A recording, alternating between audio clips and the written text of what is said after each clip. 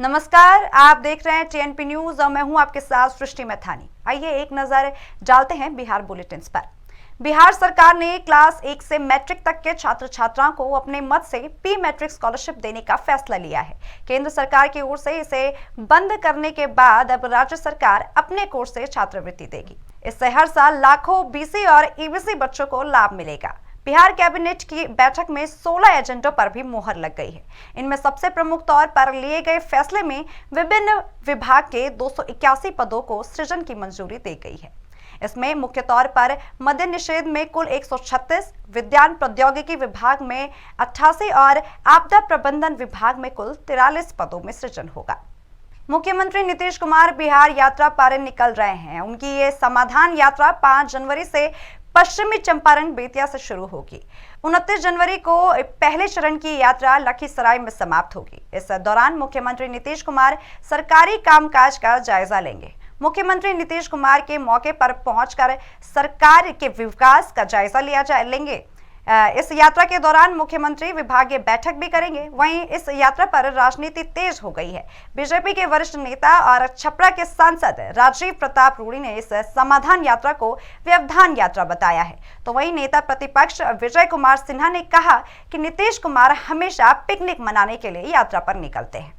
मुजफ्फरनगर के पारू में बीजेपी के राष्ट्रीय अध्यक्ष जेपी नड्डा के कार्यक्रम में शामिल होने के बाद पटना लौटने के दौरान बीजेपी के नेता रविशंकर प्रसाद ने हरिहरनाथ मंदिर में पूजा अर्चना की और बाबा का आशीर्वाद प्राप्त किया। बाबा हरिहरनाथ मंदिर में पूजा अर्चना करने के बाद पूर्व केंद्रीय कानून मंत्री और बीजेपी के नेता रविशंकर प्रसाद ने मीडिया से कहा कि सोनपुर के बाबा हरिहरनाथ, बाबा बैद्यनाथ, केदारनाथ और काशी विश्वनाथ मंदिर भारत का आध्यात्मिक केंद्र है। उन्होंने कहा कि बाबा से देश की शांति, प्रदेश की शांति और देश के प्रधानमंत्री नरेंद्र मोदी के लिए दुआ की है। उन्होंने कहा कि महादेव हरिहरनाथ से मन्नतें मांगी हैं कि 2025 में बीजेपी का मुख्यमंत्री बना तो बाबा हरिहरनाथ कॉरिडोर बनाया जाएगा।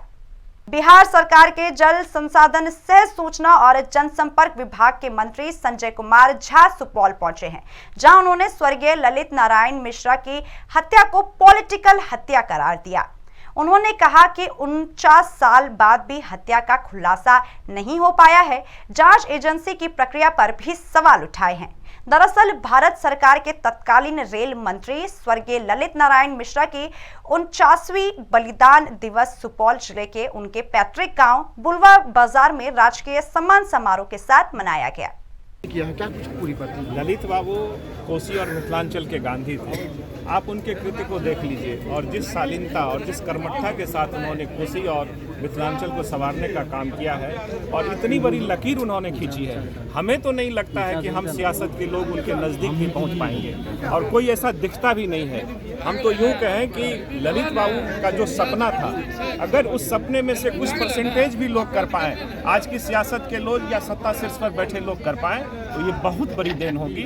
उसमें से कुछ परसेंटेज की मैं बात कर रहा हूँ। वैसे ललित बाबू ने तो बहुत कुछ देखा था। अगर काश वो होते तो ये मिथिलांचल और बिहार की धरती कुछ और है। बिहार की राजधानी पटना सहित राज्य के सभी जिलों में सर्दी का सितम जारी है। वहीं कोहरे ने भी कहर बरपा रखा है। कोहरे के कारण दृश्यता कम होने के कारण आवागमन पर भी इसका असर दिख रहा है। इस बीच मौसम वैज्ञानिकों की माने तो आने वाले 2-3 दिनों के भीतर शीतलहर की स्थिति में कोई बड़ा बदलाव होने की उम्मीद कम है। मौसम विभाग के मुताबिक बुधवार को पटना और भागलपुर का न्यूनतम तापमान 11.2 डिग्री सेल्सियस दर्ज किया गया है, जबकि गया का न्यूनतम तापमान 11.3 डिग्री और पूर्णिया का 12 डिग्री सेल्सियस दर्ज किया गया। विभाग का मानना है कि न्यूनतम और अधिकतम तापमान में बहुत ज्यादा अंतर नहीं रहने के कारण लोग 24 घंटे ठंड का एहसास कर रहे हैं। आज के लिए बस इतना ही। बाकी खबरों के लिए देखते रहिए टीएनपी न्यूज।